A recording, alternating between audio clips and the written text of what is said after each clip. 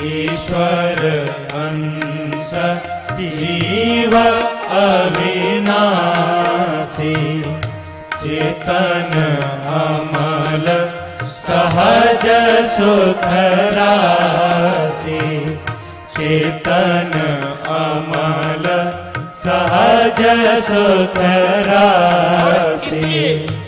बड़े भाग मानुष तन पावा, बड़े भाग मानुष तन पावा, सुर दुर्लभ सब ग्रंथन गावा, बड़े भाग मानुष तन पावा। इसलिए ज्यादा चक्कर में मत पड़ो। ये स्वर्ग आदि को प्राप्त करने के लिए ऐसे कर्म नहीं करने चाहिए। अपने मूल स्वरूप को पहचानो।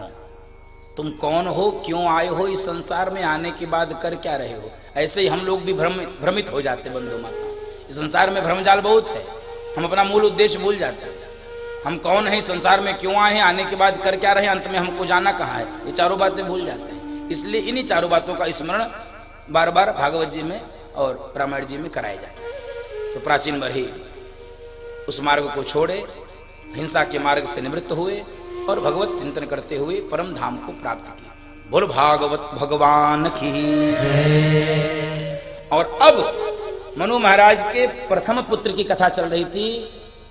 किस पुत्र की? उत्तानपाद की। दूसरे पुत्र का नाम है प्रियव्रत। थोड़ा मेमोरी भी चेक कर लो बीच बीच। प्रियव्रत बड़े तेजस्वी थे। एक दिन बैठे बैठे सोच रहे थे ये रात क्यों हो जाती है।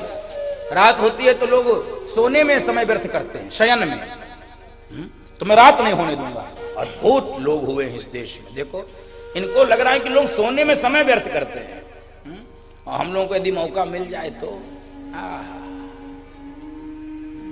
भगवान सूर्य नारायण से कहते हैं दो चार दिन तुम नींद पूरी नहीं हो।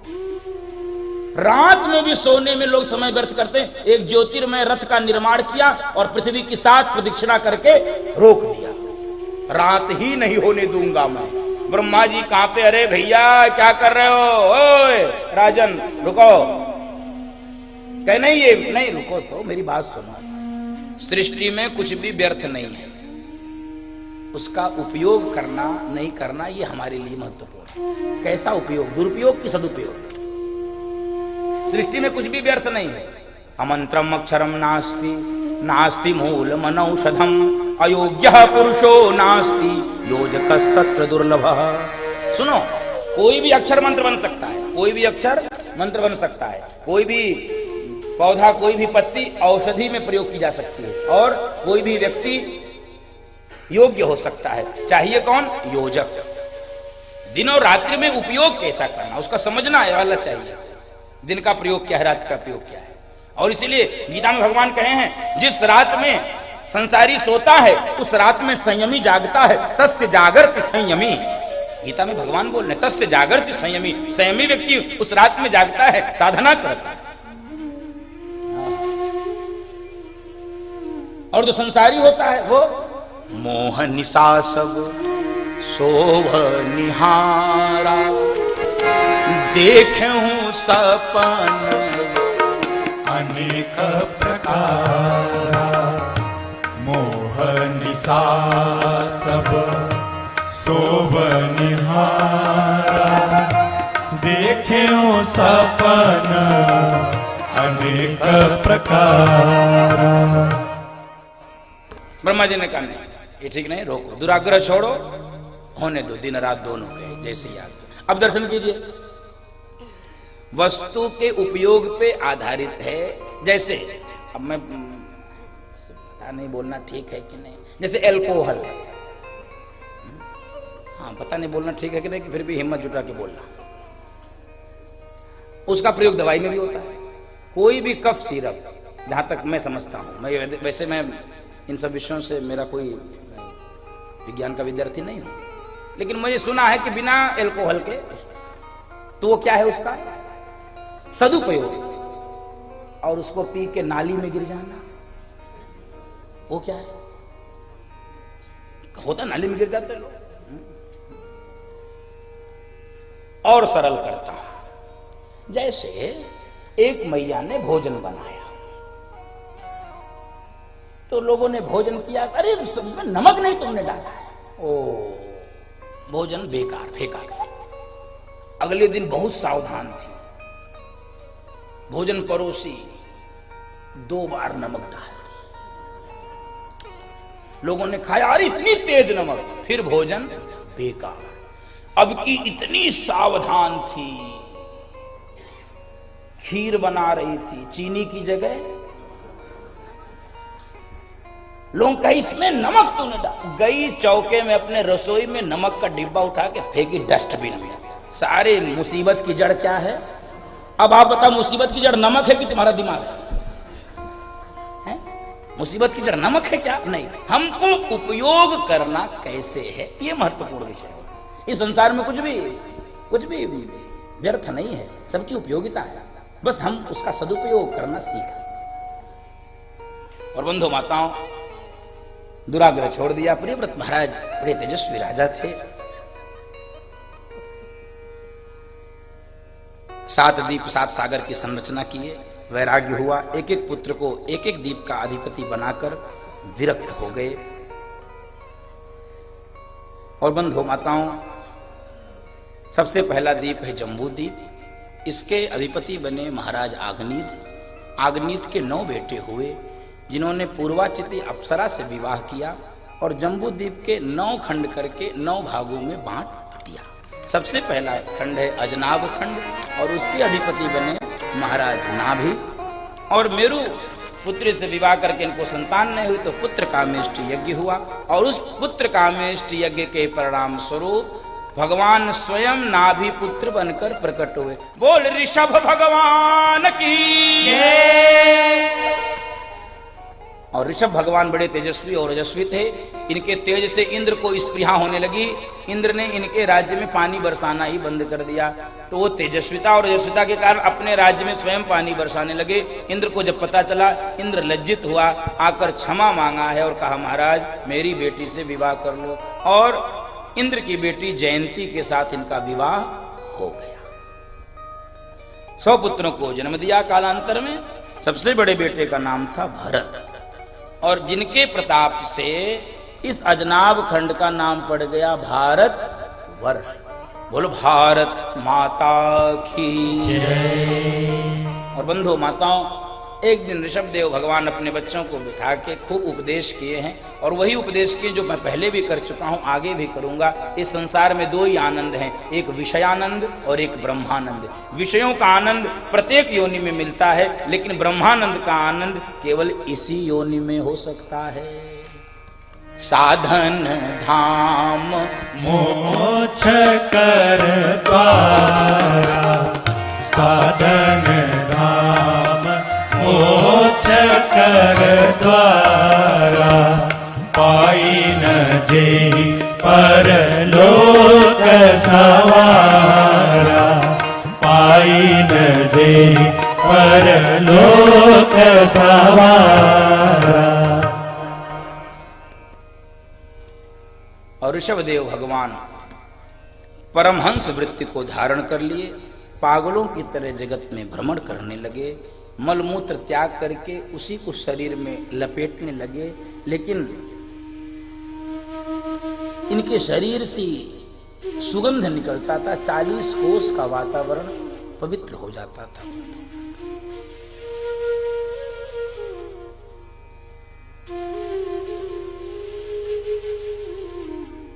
सारी सिद्धियां आकर इनके चरणों में लौट गई कि हमको दासी बना लो। ऋषभ देव जी ने कहा कि नहीं नहीं, हमको इन सिद्धियों से क्या लेना देना, ये सिद्धियां ही तो हमको जगत में फंसा के रखेंगे। सिद्धियां ही बंधु माता व्यक्ति को जगत में फंसा देती हैं। जैसे ही आपका नाम, आपका सम्मान बढ़ने लगता है, बड़े चमत्कारी हैं, बड़े करे, फिर तो भीड़ ऐसे लगती है कि परिणाम क्या होता है। आए थे हरि भजन को होटन लगे, मान बढ़ाई जब से आई, तब से किस्मत खुली नहीं, तब से किस्मत फूटी। क्यों? स्वामी स्वामी बजने लागे और लगन राम से छूटी। इसलिए बंदो माताओं, कबीर बाबा कह रहे हैं,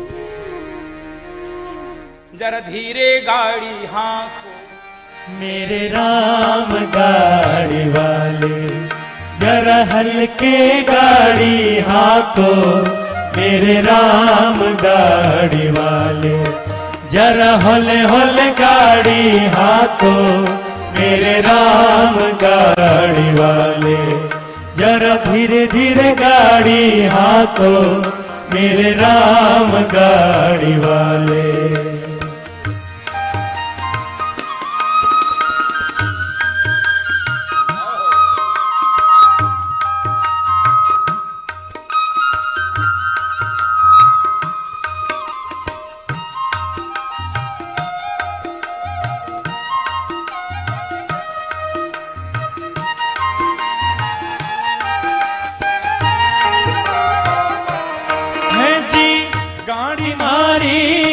रंगीली पैया लाल गुलाल, गाड़ी मारी रंग रंगीली पैया लाल गुलाल, आकर वाली चल छबीली बैठन वालो राम, आकर वाली चल छबीली बैठन वालो राम। भैया धीरे धीरे गाड़ी हाथो मेरे राम गाड़ी वाले, जरा हल्के गाड़ी हाथो मेरे राम गाड़ी वाले।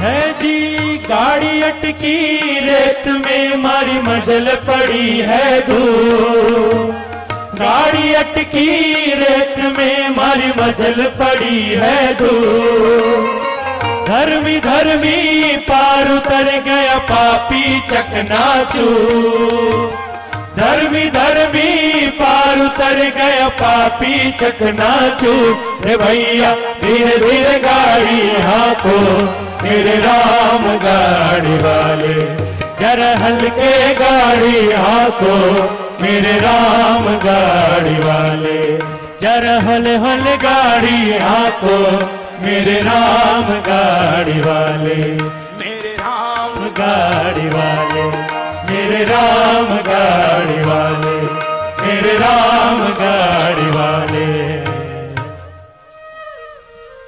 और ऋषभदेव भगवान परमगति को प्राप्त हुए। इनकी बाह्य क्रिया का अनुकरण अरहन नाम के राजा ने किया और यहीं से जैन मत का प्रचार प्रसार होने लगा।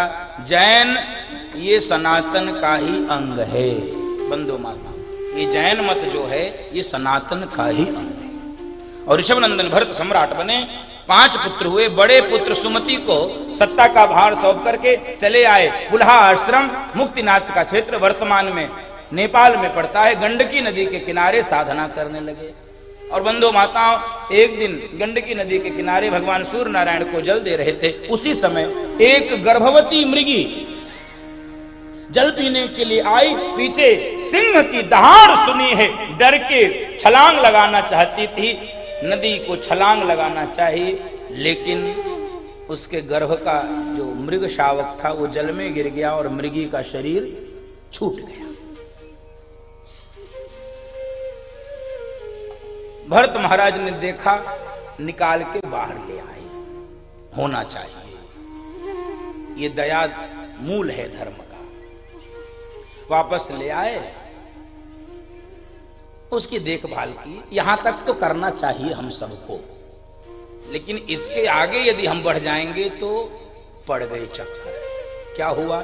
ले आए बढ़िया। अब उसके लिए हरे हरे कोमल कोमल घास लाने लगे, बढ़िया दूध पिलाने लगे, और उसके प्रेम में इतना पागल होने लगे कि कभी माला लेके जपने भी लगते, ध्यान में बैठते, और वो मृग शावक इनकी गोद में आके बैठ के इनका जीभ से गाल चाटता, माला छोड़ देते, उसी के साथ खेलने लगते। सारा घर छोड़कर क्यों आए थे?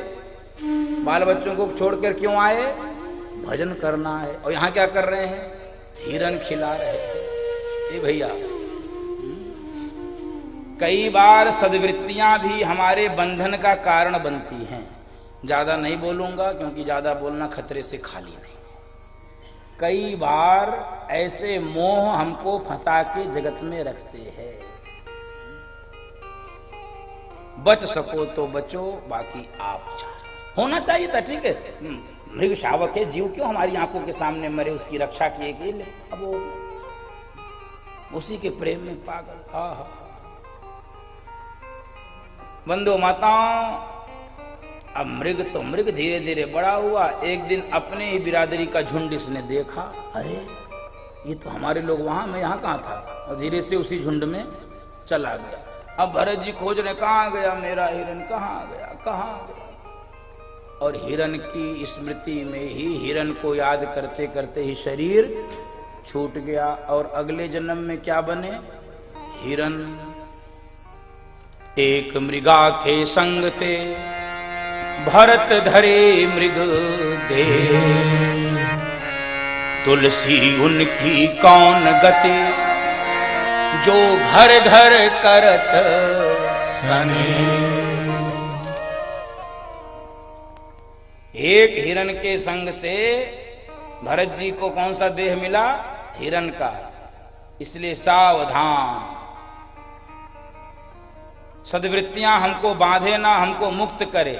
इसलिए ऋषियों ने कहा है, विद्या वो कौन सी है जो हमको मुक्त करे? सा विद्या या विमुक्त है। विद्या उसी को कहते हैं जो मुक्त करे। तो हमारी सद्वृत्तियां हमको बांधे ना, हमको मुक्त करे। मृग योनि भी छूटी तो तीसरा जन्म अंगिरा गोत्री ब्राह्मण के यहां हुआ। 9 भाई थे, बाकी तो पढ़ लिख के विद्वान बने। इनको पिताजी चाहते थे ये भी वेद मंत्र सीख लें। वेद मंत्र छोड़ो, इनको गायत्री मंत्र भी नहीं आता, इनको एको मंत्र नहीं याद हुआ। पिताजी कहे ये पूरा जड़ भरत है, इसका नाम रख दिए जड़। और बंधु माताओं, यही चाहते थे ये कि हमको लोग पागल ही कहें, क्योंकि जब तक सिद्ध बना घूमूंगा। यद्यपि विद्वान थे, लेकिन चाहते थे कि नहीं, अब वो पिछली जन्म में जो हम भोग चुके हैं बंधन, इस जन्म में हम उस बंधन से मुक्त रहना चाहते हैं। वो अब हमको सद्वृत्तियां बांध न सकें। विद्या है तो हमको नहीं। बंधु माताओं, विमुक्त होके विचरण करने लगे। लोग इनको पागल बाबा कहते थे। हाँ, इसी में राजी हूं। क्यों? क्योंकि ये दुनिया, ये महफिल मेरे काम की नहीं, मेरे काम की नहीं। ये दुनिया, ये महफिल मेरे काम की नहीं, मेरे काम की नहीं। ये दुनिया, ये महफिल मेरे काम की नहीं, मेरे काम की नहीं। ये दुनिया, ये महफिल मेरे काम की नहीं, मेरे काम की नहीं। लेकिन ये वाली मेरे काम की है, और भरत जी के लिए नहीं होगी, हमारे काम की। और बंधु माताओं,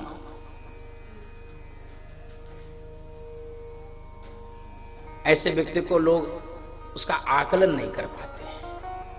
अब जड़ भरत जी के जीवन में घटना घटी, उसको सुन लिया जाए। एक दिन सिंध सौवीर देश के राजा महाराजा रहुगढ़ कपिल आश्रम की ओर जा रहे थे सत्संग की इच्छा से। तो 4 कहार इनको पालकी में बिठाए थे। अचानक से एक कहार की तबीयत खराब हो गई। महाराज, एक कहार बीमार पड़ गया, अब 3 ही बचे। महाराज ने कहा, देखो चौथा कोई से कहीं कोई मिले तुम उसको खोज लो। इनको और कोई नहीं दिखा, दिख गए। भरत जी, बंधुओं माताओं, जड़ भरत जी कहे, हे भगवान, दुनिया इतना जल्दी पीछा नहीं छोड़ती, जंगल में हम आ गए तो भी यहाँ। चलो, कहारों ने कहा, जानते हो कौन है ये? सिंधु सौवीर देश के राजा महाराजा रहुगढ़ कपिल आश्रम की ओर सत्संग के लिए जा रहे हैं। एक कहार की तबीयत खराब हो गई, चलिए आप भी कंधा लगाए। कहे ठीक, जाहि विधि राखे राम। हाँ, यही कराना होगा भगवान को।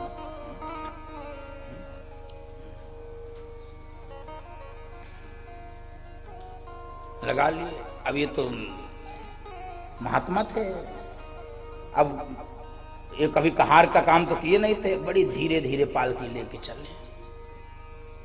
अरे तेज चलो, विलंब हो रहा है। अब तेज कैसे चलने जी? जिनका अभ्यास होता है वो तो पालकी लेकर तेज चलते, वो पहली बार तो पालकी क्या तेज चले। अच्छा, तेज ना चले तब भी गनीमत। रास्ते में कोई पैर के नीचे चींटी चूंटा दिखे, एकदम से उछल जाते थे, अरे बचाओ चींटी बचाओ। और ये उछले तो पालकी उछले, पालकी उछले तो महाराज उछले, और महाराज उछले तो उनकी खोपड़ी लगे पालकी में टंग। एक बार, दो बार, कैसे व्यक्ति को लगाया? अरे महाराज नीचे झांके, कहे सुनो, तुम बीमार तो लगते नहीं हो क्या? तुम बीमार हो? तुम तो हट्टे कट्टे हो, मोटे ताजे हो, तुम ये इस प्रकार से क्यों कर रहे हो? मैं तुमको दंड दूंगा। ऐसा जड़ भरत जी को लगा अब बोलना जरूरी हो गया। राजन, किसको दंड दोगे? कौन दुबला है, कौन मोटा है, कौन पतला है? सुख और दुख शरीर भोगता है, मैं शरीर नहीं हूं, मैं आत्मा। अरे मैं शरीर नहीं हूं, मैं आत्मा हूं।